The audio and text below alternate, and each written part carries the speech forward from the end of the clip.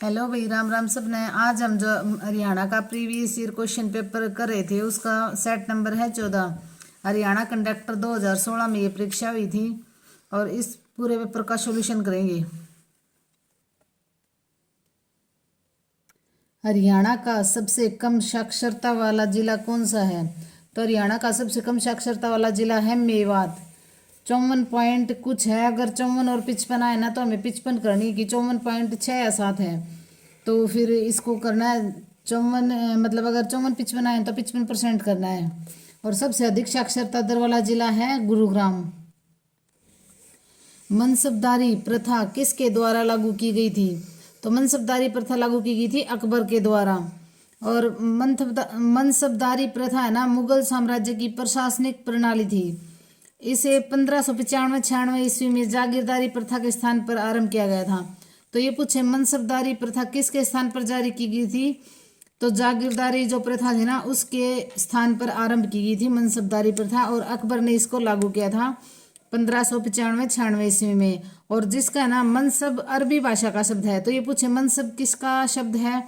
ये ना एनसीईआरटी के क्वेश्चन है जो अभी मैं आपको बता रही हूँ ना, एक क्वेश्चन से कितने सारे क्वेश्चन निकल रहे हैं। तो मनसब अरबी भाषा का शब्द है। तो ये पूछ लेंगे मनसब किस भाषा का शब्द है, अरबी, फारसी या हिंदी, संस्कृत। तो मनसब है ना अरबी भाषा का शब्द है। किसका शब्द है? अरबी भाषा का शब्द है मनसब, जिसका अर्थ है रैंक या स्थिति। तो मनसब का अर्थ क्या होगा? रैंक या स्थिति। इस प्रकार यह प्रणाली सरकारी अधिकारी या रैंक निर्धारित करती है। तो मनसबदारी प्रथा अकबर ने शुरू की थी और जागीरदारी प्रथा के स्थान पर मनसबदारी प्रथा शुरू की थी। और मनसब है ना अरबी भाषा का शब्द है और इसका शाब्दिक अर्थ होता है रैंक या स्थिति। हरियाणा विधानसभा के प्रथम अध्यक्ष कौन थे? तो हरियाणा विधानसभा के प्रथम अध्यक्ष कौन थे? शन्नो देवी थी। श्रीमती शन्नो देवी हरियाणा की विधानसभा की प्रथम अध्यक्ष के रूप में चुना गया था। यह दिसंबर 1966 से मार्च 1967 तक, तो 66 से दिसंबर 66 से लेकर मार्च 1967 तक ये विधानसभा की अध्यक्ष रही थी। आम मेला किस स्थान पर लगता है? तो हरियाणा में आम मेला किस स्थान पर लगता है? तो ये लगता है पिंजौर में। ये पिंजौर के यादवेंद्र गार्डन में लगता है। तो आम मेला कहाँ लगता है? पिंजौर के यादवेंद्र गार्डन में लगता है।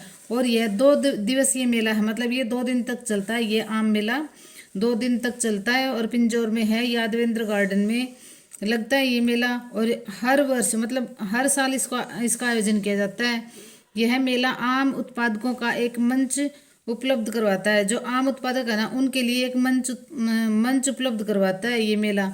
और इस मेले का उद्देश्य क्या है? आम उत्पादक किसानों को नवीनतम तकनीकी, जो आम उगाते हैं ना उनके लिए जो नई नई तकनीक है ना उनकी जानकारी किसानों को देते हैं।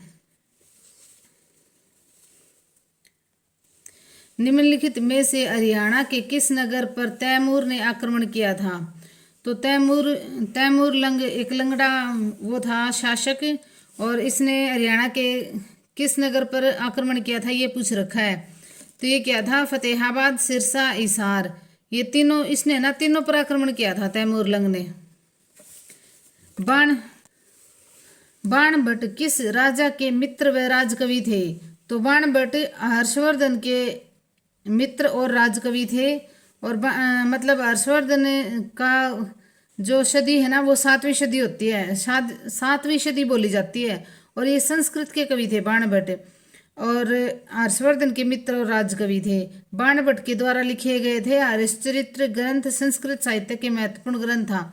तो बाणभट्ट ने क्या लिखा था? हरिश्चरितम ग्रंथ, जो संस्कृत भाषा में लिखा गया था। इस ग्रंथ में हर्षवर्धन के जीवन के बारे में लिखा था।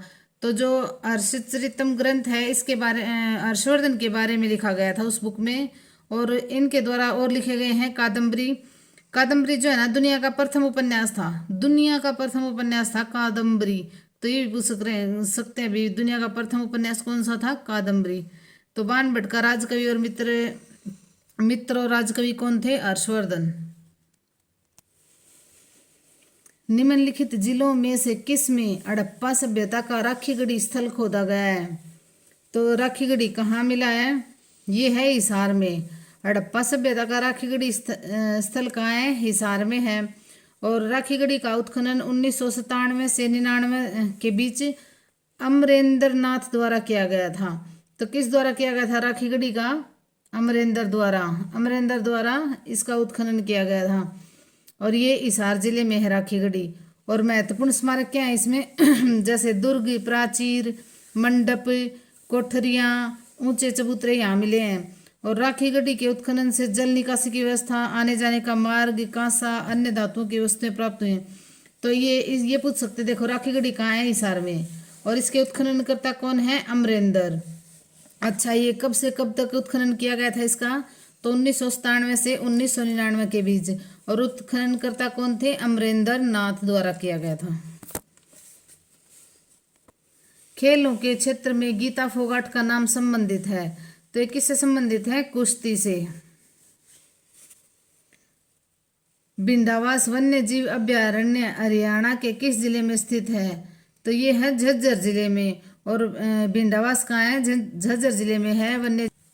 तो बिंदावास कहाँ है? झज्जर जिले में है बिंदावास वन्य जीव अभ्यारण्य। और दूसरा है खप्परवास भी झज्जर में ही है और हरियाणा जिले में स्थित है। यह है अभ्यारण्य 411.55 हेक्टेयर क्षेत्र में फैला हुआ है। बिंदावास जो है हरियाणा के वन्य विभाग द्वारा 5 जुलाई 1986 को आधिकारिक रूप से वन्य जीव अभ्यारण्य घोषित किया गया था। तो ये पूछे बिंदावास को कब वन्य जीव अभ्यारण्य घोषित किया गया था? तो 5 जुलाई 1986 को। कब? 5 जुलाई 1986 को। छड़ी लोक नृत्य किस अवसर पर किया जाता है? तो छड़ी लोक नृत्य किस अवसर पर किया जाता है? गुगा नवमी पर और गुगा पीर की पूजा के बाद किया जाता है। यह लोक नृत्य है यह। और यह नृत्य पुरुषों द्वारा किया जाता है। तो छड़ी लोक नृत्य गुगा नवमी पर पुरुषों द्वारा किया जाता है। अकबर और हेमू के बीच प्रसिद्ध पानीपत की दूसरी लड़ाई कब हुई थी? तो देखो ये हुई थी 1556 में। तो ये मुगल शासक अकबर और उत्तरी भारत के हिंदू राजा थे ना, उनके बीच में पानीपत की दूसरी लड़ाई हुई थी 5 नवंबर 1556 को। तो 5 नवंबर 1556, देखो 5 यार है इसमें ज़्यादा। 5 नवंबर 1556 को अकबर और हेमू के बीच में दूसरी लड़ाई हुई, पानीपत की दूसरी लड़ाई हुई थी। और अकबर की तरफ से सेना का नेतृत्व तो बैरम खां ने किया था। देखो भाई, अकबर की संरक्षक कौन था? बैरम खां था ना। तो अकबर की तरफ से कौन लड़ा था? बैरम खां लड़ा था।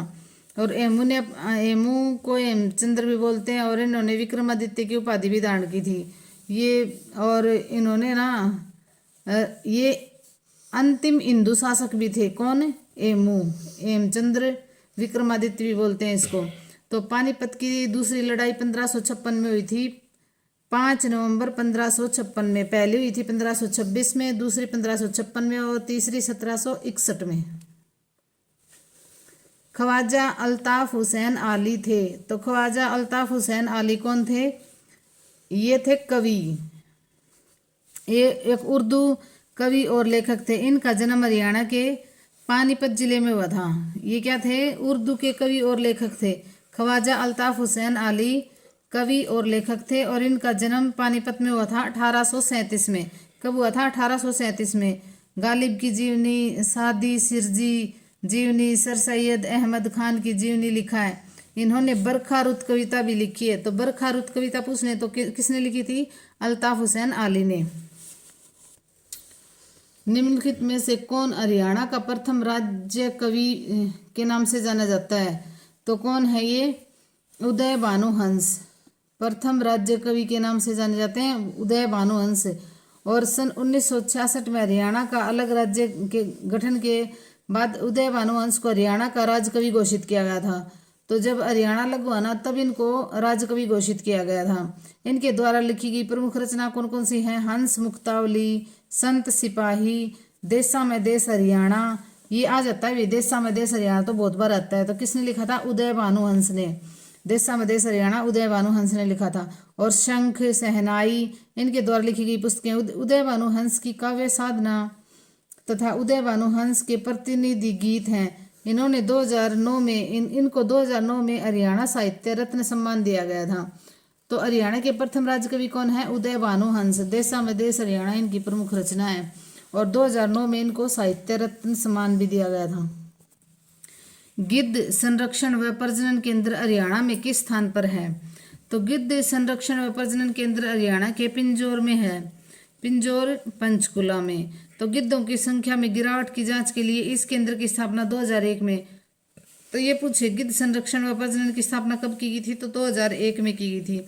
और किसकी, देखो बॉम्बे नेचुरल हिस्ट्री और हरियाणा वन विभाग के द्वारा इस केंद्र में गिद्धों की लुप्त प्राय प्रजातियों का संग्रह किया गया था। ये है ना गिद्धों का एशिया में भी सबसे पहला काम हमने ही किया है, मतलब हरियाणा ने ही किया है गिद्धों के और बॉम्बे नेचुरल हिस्ट्री के सहयोग से और ये जो हरियाणा वन विभाग के सहयोग से ये गिद्धों का संरक्षण का कार्य किया जा रहा है। तो ये कहाँ है? पिंजौर में। निम्न सभी नदियों का अवतरण शिवालिक पर्वतमालाओं से हुआ है सिवाय, मतलब ये पूछ रखा है कि एक का ये जो 3 नदियां हैं ना वो तो शिवालिक पर्वतमाला से निकली हैं और एक वहां से नहीं निकली। तो ये देखो भाई घग्गर, टांगरी और सरस्वती तो शिवालिक से निकली हैं, लेकिन यमुना कहाँ से निकली है? यमुनोत्री बंदरपूछ से निकली है। यमुनोत्री, यमुना हिमालय के बंदरपूछ पर्वत से निकलती है और बाकी ये तीनों है ना ये शिवालिक से निकली हैं। लोकसभा में हरियाणा राज्य के प्रतिनिधियों की संख्या कितनी है? तो लोकसभा में हरियाणा के प्रतिनिधियों की संख्या कितनी है? 10 है। कितनी है? 10 है। देखो भाई अगर लोकसभा में पूछे तो 10 है, राज्यसभा में कितनी है? 5। और अगर ये पूछ लेना कि भाई दोनों को मिला के पूछें तो होंगी 15। और लोकसभा में एससी रिजर्व सीट है 2, अंबाला और सिरसा। ये मैं हर पेपर में आपको बताती हूँ कि अंबाला और सिरसा लोकसभा की 2 एससी रिजर्व सीट हैं। और हरियाणा में विधानसभा की 90 सीटें हैं, उनमें से 17 सीटें एससी रिजर्व हैं। मारकंडा नदी कहाँ से निकलती है? तो मारकंडा नदी शिवालिक की पहाड़ियों से निकलती है। यह नदी हरियाणा तथा हिमाचल प्रदेश की सीमा पर शिवालिक की ये हरियाणा और हिमाचल प्रदेश की जो सीमा है ना वहाँ से शिवालिक की पहाड़ियों से निकलती है। और यह नदी हरियाणा राज्य के अंबाला जिले तथा कुरुक्षेत्र जिले के शाहबाद मारकंडा शहर से होकर बहती हुई हरियाणा राज्य के फिर बाद में ये घग्गर में मिल जाती है। मारकंडा नदी किसे मिल जाती है? घग्गर में। और ये शिवालिक की पहाड़ियों से निकलती है और बाद में आगे जाके ये शाहबाद से आगे है ना बहती हुई ये शाहबाद के बाद में ये घग्गर नदी में मिल जाती है मारकंडा नदी। मैग्नीज हरियाणा के किस जिले में मिलता है? तो मैग्नीज कहाँ मिलता है? महेंद्रगढ़ में। फरीदाबाद में कौन सी फैक्ट्री हैं? तो फरीदाबाद में रबर, टायर, रेफ्रिजरेटर, ट्रैक्टर ये सभी हैं। फरीदाबाद में सभी फैक्ट्रियां हैं। जल पृथ्वी की सतह पर लगभग कितनी जगह घेरता है? तो कितनी जगह घेरता है? 71% जल। ये पूछ रखा है भी जल ने पृथ्वी की कितनी सतह को घेर रखा है? तो 71% भाग पर जल है। जो है ना 71% जल है वो लगभग कहाँ पाया जाता है? महासागरों और समुद्रों में ही पाया जाता है। और पृथ्वी की कुल जल का ना पृथ्वी पर जो जल है ना उसका 97% भाग खारे जल के महासागरों में पाया जाता है। मतलब जो 71% जल है ना उसमें से 97% भाग खारे जल का है तथा 2.4% हिमनदों तथा ध्रुवीय बर्फों की चोटियों में पाया जाता है। उसका 2.4% हिमनदों और बर्फ की चोटियों में पाया जाता है। और संपूर्ण जल का है ना जो पूरा जल है उसका केवल 0.6% भाग ही नदियों तथा तालाबों में मीठे जल के रूप में मिलता है। भारत में सर्वाधिक व्यापक रूप से बोली जाने वाली भाषा कौन सी है? तो भारत में सर्वाधिक रूप से बोली जाने वाली भाषा है हिंदी। और हिंदी को संवैधानिक रूप से भारत की राजभाषा का दर्जा दिया गया। तो देखो राजकीय, राष्ट्रीय कुछ भी नहीं है, ये है राजभाषा। हिंदी हमारी क्या है? राजभाषा है और सबसे ज़्यादा बोली जाती है। और भारत की कुल जनसंख्या का लगभग है ना 41.3% लोग हिंदी भाषा बोलते हैं। और हिंदी यूरोपीय भाषा परिवार की भाषा है। तो ये पूछे हिंदी किसकी भाषा है? तो हिंदी किसकी भाषा है? यूरोपीय भाषा परिवार की। अंग्रेजी तथा चीनी भाषा के बाद हिंदी विश्व में भी बोली जाने वाली भाषा है। हिंदी और चीनी के बाद है ना तीसरे नंबर पर सबसे ज़्यादा बोली जाने वाली भाषा कौन सी है? हिंदी है। भारत का सर्वोच्च नागरिक सम्मान है, तो देखो ये पीछे वाले पेपर में भी आया था, तो कौन सा है? भारत रत्न है। भारत रत्न है। भारत का सर्वोच्च नागरिक सम्मान कौन सा है? भारत रत्न। और 1954 में यह अवार्ड स्थापित किया गया था। तो 1954 में इस अवार्ड की स्थापना की गई थी और बिना किसी भेदभाव के ये जो उच्च व्यवस्था और असाधारण सेवा जो देते हैं ना, उनको ये रत्न दिया जाता है। और पृथ्वी के वातावरण का प्रमुख घटक है, तो पृथ्वी के वातावरण का प्रमुख घटक क्या है? नाइट्रोजन। पृथ्वी के वातावरण का प्रमुख घटक है नाइट्रोजन। पृथ्वी के वायुमंडल के संगठन में कई गैसें सम्मिलित हैं, जिनमें सबसे अधिक भाग नाइट्रोजन का होता है। 78% नाइट्रोजन का भाग होता है और 21% ऑक्सीजन और कार्बन डाइऑक्साइड होती है 0.03% और आर्गन 0.93%। उसके बाद में helium, neon, xenon, ozone, hydrogen ये थोड़ी थोड़ी मात्रा में पाई जाती हैं। पृथ्वी के वायुमंडल में जलवाष्प की मात्रा लगभग 5% होती है। तो देखो भाई ये बहुत इंपॉर्टेंट क्वेश्चन है। पृथ्वी के वातावरण का प्रमुख घटक क्या है? नाइट्रोजन। नाइट्रोजन कितना परसेंट पाया जाता है? 78%। उसके बाद में ऑक्सीजन 21%। उसके बाद में कार्बन डाइऑक्साइड 0.03%। आर्गन पाई जाती है 0.93%। हीलियम और नियॉन, जिनॉन और हाइड्रोजन ये थोड़ी थोड़ी मात्रा में पाए जाते हैं। कौन सा शहर सबसे अधिक आबादी वाला है? तो देखो भाई ये क्वेश्चन पहले भी आया था, तो ये मुंबई है। सबसे अधिक आबादी वाला कौन सा है? मुंबई। पवन की गति मापने के लिए कौन सा उपकरण इस्तेमाल होता है? तो पवन की गति मापने के लिए एनीमोमीटर। ये क्वेश्चन आते रहते हैं भाई, ये मापन वाले 5-6 हैं ये, इनको तो जरूर से जरूर याद करना चाहिए कि आर्द्रता किससे मापी जाती है, पवन की गति, और ये जो भूकंप मापी ये। तो इसका क्या होगा? पवन की गति मापने के लिए कौन सा उपकरण इस्तेमाल किया जाता है? एनीमोमीटर। भारत में 100% साक्षरता दर्ज करने वाला प्रथम राज्य कौन सा है? तो ये है भाई केरल है। 2011 की जनगणना के अनुसार केरल राज्य में सर्वाधिक साक्षरता दर तथा सर्वाधिक महिला साक्षरता दर। 2011 के आंकड़ों के अनुसार केरल राज्य की साक्षरता दर 93.91% है। केरल राज्य का पुरुष साक्षरता दर 96.2% है और महिला साक्षरता दर 91.98% है। भारत की साक्षरता दर कितनी है? 74.4%। और भारत की कितनी है? 74%। और ये सबसे ज़्यादा साक्षरता वाला जिला है, मतलब राज्य है केरल। हिरोशिमा पर कब परमाणु बम गिराया गया था? तो देखो भी हिरोशिमा पर 6 अगस्त 1945 को अमेरिकी वायुसेना द्वारा जापान के हिरोशिमा पर परमाणु बम गिराया गया था। तो 6 अगस्त 1945 को हिरोशिमा परमाणु बम गिराया गया था अमेरिकी वायुसेना जो है उसके द्वारा, और जापान के हिरोशिमा के ऊपर।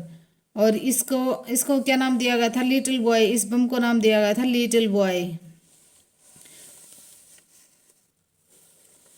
किस राज्य में भारत का पहला सूक्ष्म वन बनाया जाएगा?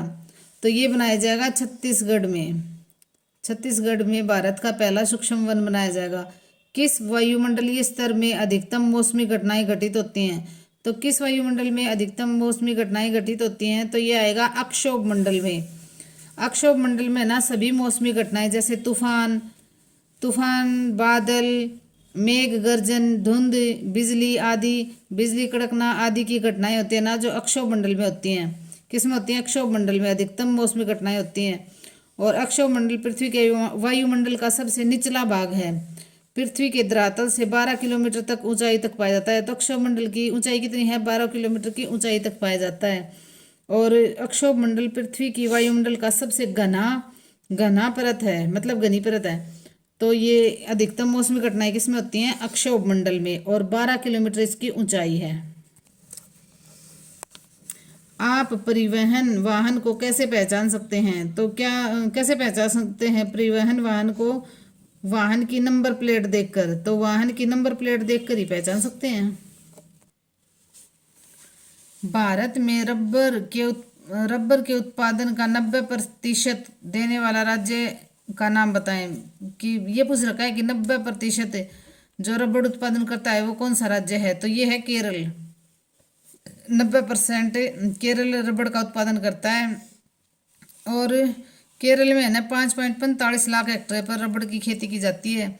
और जिले कौन कौन से हैं? कोट्टायम, एर्नाकुलम, कोल्लम, केरल, इन 3 राज्यों में है ना ज़्यादा रबड़ की खेती की जाती है। और इसके उत्पादन के लिए अगर वर्षा पूछे ना तो 250 सेंटीमीटर वर्षा तक और 24 से 34 डिग्री सेल्सियस तापमान की आवश्यकता होती है। तो ये भी पूछ सकते हैं रबड़ के लिए कितनी मतलब वर्षा होनी चाहिए? तो 250 सेंटीमीटर तक। और तापमान कितना होना चाहिए? 24 से 34 डिग्री सेल्सियस तक। विश्व का सबसे विशाल समुद्र कौन सा है? तो विश्व का सबसे विशाल समुद्र है प्रशांत महासागर। सबसे विशाल भी है और गहरा पूछे तो भी गहरा भी यही है। इस महासागर का क्षेत्रफल कितना है? 16.572 करोड़ वर्ग किलोमीटर है। और इस महासागर की आकृति पूछ लें तो त्रिभुजाकार है। कैसी है इसकी आकृति? प्रशांत महासागर की त्रिभुजाकार है। और यह महासागर है ना अमेरिका और एशिया को अलग करता है। तो प्रशांत महासागर है वो अमेरिका और एशिया को अलग करता है। ये क्वेश्चन भी बन गया। इस महासागर के दोनों तटों पर वलित पर्वतों की श्रृंखलाएं पाई जाती हैं। तो विश्व का सबसे बड़ा समुद्र कौन सा है? प्रशांत महासागर है। और इसकी आकृति कैसी है? त्रिभुजाकार है। और ये किस किस को अलग करता है? अमेरिका और एशिया को। कौन अलग करता है? प्रशांत महासागर। कलाकार आमतौर पर संकीय होते हैं, उनमें से कुछ अथोत्साहित होते हैं। इसमें देखो भी कुछ अथोत्साहित होते हैं। अथोत्साहित लोगों के नशीली दवाओं के व्यसनी होने की संभावना है। इन कथनों के आधार पर बताइए कि निम्नलिखित में से कौन सा निष्कर्ष सही है? इनमें से कौन सा निष्कर्ष सही है? तो इसमें से कुछ कलाकार नशीली दवाओं के व्यसनी हो सकते हैं। इसका आएगा ये आंसर। भारतीय करेंसी नोट कहाँ मुद्रित होते हैं? तो भारतीय करेंसी नोट कहाँ मुद्रित होते हैं? ये होते हैं नासिक में। जो ये टकसालें हैं वही वे सारी याद कर लेना। ये क्वेश्चन इनमें से आता रहता है आरबीआई से और ये टकसालों से। और ये कहाँ नोट मुद्रित होते हैं, किस पर किसके साइन होंगे? तो भारतीय करेंसी नोट कहाँ मुद्रित होते हैं? तो ये होते हैं नासिक में। देखो नासिक जो प्रेस है ना उसमें मुद्रित होते हैं। भारतीय रुपया भारत की आधिकारिक करेंसी मुद्रा है। तो भारत की आधिकारिक करेंसी कौन सी है? मुद्रा है। अच्छा, भारतीय रुपया को भारतीय रिजर्व बैंक द्वारा जारी किया जाता है। और इसको जारी कौन करता है? भारतीय रिजर्व द्वारा। 1 रुपये के नोट को छोड़कर बाकी अन्य भारतीय करेंसी नोट पर भारतीय रिजर्व के गवर्नर का हस्ताक्षर होता है तथा 1 रुपये के नोट पर वित्त सचिव का हस्ताक्षर होता है। तो ये क्वेश्चन भी आ जाता है भी 1 रुपये के नोट पर किसके साइन होते हैं? तो वित्त सचिव के। और बाकी जो नोट होते हैं उन पे भारतीय रिजर्व बैंक के जो गवर्नर होते हैं ना उनके साइन होते हैं। देखो 1 रुपये के नोट पर किसके साइन होंगे? वित्त सचिव के। और बाकी जो नोट छपेंगे ना उन पर किसके साइन होंगे? भारतीय रिजर्व बैंक के जो गवर्नर होंगे ना उनके साइन होते हैं। तो भारतीय करेंसी नोट कहाँ मुद्रित होते हैं? नासिक में। कौन सा स्मारक हैदराबाद की पहचान है? तो ये कौन सा स्मारक हैदराबाद की पहचान है? चार मीनार। चार मीनार भारत के हैदराबाद शहर में एक मस्जिद है। यह हैदराबाद शहर का सबसे प्रसिद्ध इमारत है। यह स्मारक मूसी नदी के पूर्वी किनारे पे है। तो ये भी पूछ लेंगे चार मीनार किस नदी के किनारे पर स्थित है? तो मूसी नदी के पूर्वी किनारे पर स्थित है। इसका निर्माण किसने किया था? मोहम्मद कुली कुतुब शाह ने 1591 में किया था। तो इसका चार मीनार का निर्माण किसने किया था? मोहम्मद कुली कुतुब शाही ने 1591 में किया था। और चार मीनार में रमजान त्यौहार बहुत धूमधाम से मनाया जाता है। और इसको 2010 में चार मीनार को 2010 में क्या कर लिया था? यूनेस्को की सूची में शामिल कर लिया था। तो कब शामिल किया था? 2010 में ही पूछ सकते हैं चार मीनार को कब यूनेस्को की सूची में शामिल किया था? तो 2010 में। ठीक है। किस कंपनी के साथ भारतीय रेलवे ने हाल ही में ईपीसी अनुबंध पर हस्ताक्षर किए हैं? तो भारतीय रेलवे ने किसके साथ किए हैं? लार्सन और टूब्रो जो कंपनी है ना इसके साथ पहली बार ईपीसी अनुबंध पर हस्ताक्षर किए हैं। भारतीय रेलवे ने मिशन विद्युतीकरण योजना को पूरा करने के लिए ये अनुबंध किया है। अच्छा, गोवा का संरक्षक संत कौन है? गोवा का संरक्षक संत कौन है? तो ये पूछ रखा है, सेंट जेवियर हैं इसके। संरक्षक संत कौन है? Saint Xavier. आवर्त सारणी में एक तत्व की स्थिति इसकी संख्या में निर्धारित होती है। तो किसकी संख्या में निर्धारित होती है? ये आएगा प्रोटॉन की संख्या में निर्धारित होती है। आवर्त सारणी में एक तत्व की स्थिति प्रोटॉन संख्या में निर्धारित होती है। किस देश के वैज्ञानिकों ने मच्छर से संक्रमित जीका विषाणु के खिलाफ अधिक सक्षम, सुरक्षित और सस्ते वनस्पति आधारित जीका वैक्सीन को विकसित किया है? तो किसने किया है? ये अमेरिका ने। संविधान सभा की प्रारूप समिति का अध्यक्ष कौन था? तो संविधान सभा की प्रारूप समिति के अध्यक्ष कौन थे? डॉक्टर बी आर अम्बेडकर थे। कौन थे? डॉक्टर बी आर अम्बेडकर भारतीय संविधान सभा द्वारा संविधान की प्रारूप समिति के अध्यक्ष थे और 1947 को डॉक्टर भीमराव अम्बेडकर को प्रारूप समिति का अध्यक्ष नियुक्त किया गया था। और doctor B R Ambedkar, N G Ayyangar, B L Mitra, K M Munshi, Krishna Swami Ayyangar, Syed Mohammad Saadulla तथा डी पी खेतान इसके अन्य सदस्य थे। तो प्रारूप समिति के और सदस्य भी पूछ लेते हैं भाई। तो कौन कौन थे एक बार दोबारा सुन लो। भीमराव अम्बेडकर, अच्छा N G Ayyangar, Ambedkar, Ayyangar, B L Mitra, Munshi, Krishna Swami Ayyangar, Syed Mohammad Saadulla और डीपी खेतान। इनमें से 3 दे देंगे और एक अलग दे देंगे। ये पूछ लेंगे ये कौन इनमें से प्रारूप समिति का अध्यक्ष नहीं था। तो इनको याद कर लेना भाई। विटामिन सी का प्रचुर स्रोत है। तो विटामिन सी का प्रचुर स्रोत क्या है? खट्टे फलों में विटामिन सी अधिक मात्रा में पाया जाता है भाई। जब रात में प्रकाश संश्लेषण बंद होता है तो पौधे क्या करते हैं? पौधे कार्बन डाइऑक्साइड छोड़ते हैं। क्या करते हैं? कार्बन डाइऑक्साइड छोड़ते हैं। निम्नलिखित में से विषम का चयन कीजिए। तो इनमें से विषम क्या होगा? ये होगा कोयला खदान, पक्षी वृक्ष, मछली पानी और पानी नदी। तो इनमें से क्या होगा? कोयला खदान विषम का चयन कीजिए। तो भारत में किस शहर में सर्वाधिक संख्या में स्मारक हैं? तो किस शहर में हैं सबसे ज़्यादा स्मारक?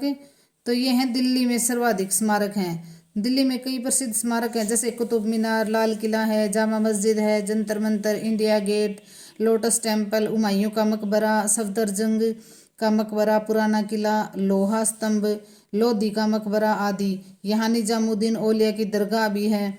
दिल्ली में कई मंदिर हैं, जैसे लक्ष्मी नारायण मंदिर, कालका मंदिर, योग माया मंदिर, अक्षरधाम मंदिर। अक्षरधाम मंदिर है ना, विश्व का सबसे बड़ा हिंदू मंदिर है। तो देखो भाई, दिल्ली में है सर्वाधिक संख्या में स्मारक। आपको मोबाइल फोन का प्रयोग केवल तब करना चाहिए जब, कब करना चाहिए भी मोबाइल फोन का प्रयोग? वाहन खड़ा हो और उचित रूप में पार्क हो। मतलब वाहन खड़ा कर रखा हो और उचित रूप में पार्क भी कर रखा हो ना, तब मोबाइल फोन का प्रयोग करें तो अच्छा रहता है। निम्न में से कौन संयुक्त राष्ट्र का सर्वाधिक महत्वपूर्ण अंग है? तो ये है IMF, सर्वाधिक महत्वपूर्ण अंग है। संयुक्त राष्ट्र एक अंतर्राष्ट्रीय संगठन है। अंतर्राष्ट्रीय संगठन है। यह आर्थिक विकास, अंतर्राष्ट्रीय सुरक्षा, मानव अधिकार, सामाजिक प्रगति तथा विश्व शांति के लिए कार्य करता है। और इसका मुख्यालय कहाँ है? संयुक्त राष्ट्र का मुख्यालय कहाँ है? अमेरिका के न्यूयॉर्क शहर में है। और इसकी स्थापना कब की गई थी संयुक्त राष्ट्र की? 24 अक्टूबर 1945 को। देखो, इस संयुक्त राष्ट्र से तो एक क्वेश्चन आता ही रहता है भाई, इसको तो संयुक्त राष्ट्र संघ को अच्छी तरह से पढ़ के जाना। 24 अक्टूबर 1945 को इसकी स्थापना हुई थी। और संयुक्त राष्ट्र के 5 मुख्य अंग हैं: आम सभा, सुरक्षा परिषद, आर्थिक व सामाजिक परिषद, सचिवालय तथा अंतर्राष्ट्रीय न्यायालय। और इसका इनमें से कोई नहीं होगा। इसका उत्तर होगा इनमें से कोई नहीं। सर्वाधिक महत्वपूर्ण अंग कौन सा है? तो ये होगा इनमें से कोई नहीं। ये सारे महत्वपूर्ण अंग हैं। सुरक्षा परिषद, यूनेस्को, इनमें से कोई नहीं, इनमें से कोई नहीं। गणित का संबंध संख्या से उसी तरह है जैसे इतिहास संबंधित है। तो इतिहास संबंधित है किससे है? इतिहास संबंधित घटनाओं से।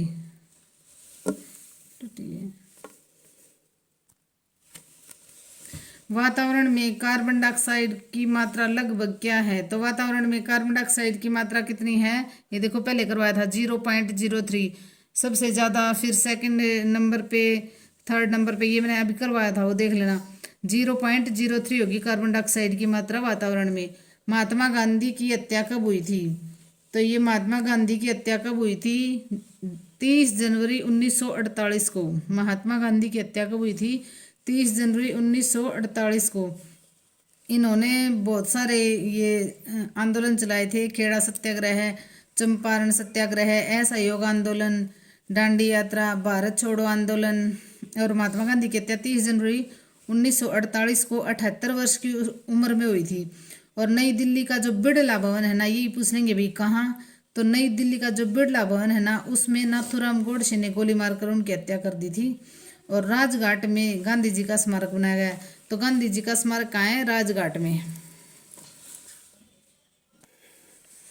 कुकिंग गैस एक मिश्रण है। तो कुकिंग गैस किसका मिश्रण है? ब्यूटेन और प्रोपेन का। निम्न में से कौन सा राष्ट्रगीत है? तो राष्ट्रगीत कौन सा है? वंदे मातरम। और इसकी रचना किसने की थी? बंकिम चंद्र चट्टोपाध्याय ने की थी। इस गीत की धुन यदुनाथ भट्टाचार्य ने बनाई थी। तो देखो, गीत वंदे मातरम की रचना किसने की थी? बंकिम चंद्र चट्टोपाध्याय ने। और इनकी धुन पूछें तो यदुनाथ भट्टाचार्य ने बनाई थी। वंदे मातरम की धुन किसने बनाई थी? यदुनाथ भट्टाचार्य ने। यह गीत प्रसिद्ध उपन्यास आनंद मठ से लिया गया था। और यही पूछ लेते हैं किससे लिया गया था? तो ये प्रसिद्ध उपन्यास जो आनंद मठ है ना, उससे लिया गया था। और इस गीत को पहली बार कहाँ गाया गया था? तो इस गीत को पहली बार भारतीय राष्ट्रीय कांग्रेस के कलकत्ता अधिवेशन में गाया गया था। और रविंद्रनाथ टैगोर द्वारा गाया गया था। देखो कितने सारे क्वेश्चन बन गए। वंदे मातरम गीत को स्वतंत्रता प्राप्ति के बाद 24 जनवरी 1950 को राष्ट्रगीत का दर्जा दिया गया था। बिहार का हजारीबाग किस खनिज के लिए प्रसिद्ध है? तो ये है कोयले के लिए प्रसिद्ध है। बिहार का हजारीबाग कोयले के लिए फेमस है। भूमध्य रेखा के समांतर काल्पनिक रेखाएं क्या कहलाती हैं? तो ये कहलाती हैं अक्षांश। भूमध्य रेखा के समांतर काल्पनिक रेखाएं अक्षांश कहलाती हैं। पृथ्वी को कई धूमकेतु और क्षुद्र ग्रहों से बचाने के लिए पृथ्वी का रक्षक कौन है? तो ये है बृहस्पति। पृथ्वी को कई धूमकेतु और क्षुद्र ग्रहों से बचाने के लिए पृथ्वी का रक्षक कौन है? तो ये है बृहस्पति। मोहनजोदड़ो में मिली सबसे महत्वपूर्ण संरचना कौन सी थी? तो ये थी महास्नानगार, स्नानागार। मोहनजोदड़ो में मिली सबसे महत्वपूर्ण संरचना कौन सी थी? तो ये है महान स्नानागार। गाजर बीटा कैरोटीन का सबसे अच्छा स्रोत है, जो कि हमारे शरीर में विटामिन किसमें पाया जाता है? तो इसमें विटामिन ए में परिवर्तित हो जाता है। भारत की प्रथम महिला आईपीएस अधिकारी कौन थी? तो ये थी किरण बेदी, प्रथम महिला। और ये 1972 में आईपीएस अधिकारी बनी थी। कब बनी थी? 1972 में। और 35 वर्षों तक इन्होंने सेवा दी अपनी। सभी मोटर वाहन निम्न द्वारा कवर होने चाहिए। तो किस द्वारा कवर होने चाहिए? सभी मोटर वाहन बीमा द्वारा कवर होना चाहिए। वाहन बीमा द्वारा। तो इसमें वाहन बीमा तो है नहीं भी, इनमें से कोई नहीं आएगा। वाहन बीमा होना चाहिए। भारत, बांग्लादेश, भूटान और श्रीलंका क्षेत्र का प्रतिनिधित्व करने के लिए किसे विश्व बैंक के नए कार्यकारी निदेशक के रूप में नियुक्त किया गया है? तो ये उस टाइम का करंट का क्वेश्चन है भाई। और उसके अकॉर्डिंग तो एस अर्पणा थी। और अब ये विश्व बैंक के नए कार्यकारी अध्यक्ष हैं अजय बंगा। तो कौन है अब? अजय बंगा हैं। पंडिताई शब्द में कौन सा प्रत्यय लगा है? तो इसमें प्रत्यय लगा है आई। देखो भी, उपसर्ग पहले शब्द के पहले आ जाएगा, वो उपसर्ग होगा। और जो शब्द के बाद में आता है ना, पीछे जो लगता है, वो प्रत्यय होता है। तो इसमें पंडित प्लस में आई, पंडिताई, आई उपसर्ग लगा है इसमें। निम्न में से किस लोकोक्ति का अर्थ होता है सदा एक समान रहना? तो किसका होगा ये? सावन अरे न भादो सुखे। तो लोकोक्तियां क्या होती हैं? लोकोक्तियां जो अपने लोगों में जो प्रसिद्ध होती है ना, उन्हें लोकोक्तियां बोलते हैं। अभय उभय का समरूपी भिन्नार्थक है। तो अभय उभय का समानार्थी भिन्नार्थक क्या होगा? निडर। दोनों, निडर दोनों, ये होगा इसका। कई रेलवे के कर्मचारियों की गिरफ्तारी हुई में कौन सा विकल्प अशुद्ध है? कई रेलवे के कर्मचारियों की गिरफ्तारी हुई में कौन सा विकल्प अशुद्ध है? तो अशुद्ध बताना है इसमें से कौन सा है, तो ये होगा कई। वयोवृद्ध का संधि विग्रह है, तो वयोवृद्ध का संधि विग्रह बताना है, तो इसका होगा वय जमा में वृद्ध। निम्न में से किस शब्द में अप उपसर्ग लगा है? तो देखो भी अप उपसर्ग किस में लगा हुआ है, तो ये लगाए अपहरण में। हरण है उसके आगे अप लगा दिया तो बन गया अपहरण। ये उपसर्ग शब्द के आगे आता है उपसर्ग और पीछे आता है प्रत्यय। निम्न में से स्त्रीलिंग का कौन सा युग्म सही है? तो इसमें सही बताना है कौन सा है, तो इनमें से होगा आंचल और आंधी। जो युद्ध में स्थिर रहता है वाक्यांश के लिए एक शब्द, तो इसमें वाक्यांश के लिए एक शब्द क्या होगा? युधिष्ठिर। कर ले, रुक जा। जैसे ही सूर्योदय हुआ वैसे ही कुहासा जाता रहा, तो इसका क्या होगा? ये होगा देखो जैसे वैसे, जैसे ही सूर्य उदय हुआ वैसे ही कुहासा जाता रहा, तो इसमें आएगा जैसे वैसे।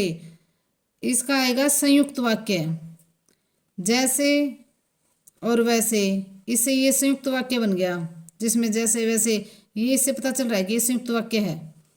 प्रतिदिन में कौन सा समास है? तो प्रतिदिन में कौन सा समास है? अवयवी भाव है।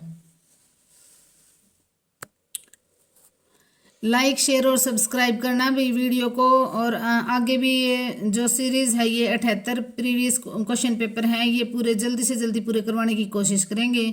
और लाइक शेयर और सब्सक्राइब करना। धन्यवाद।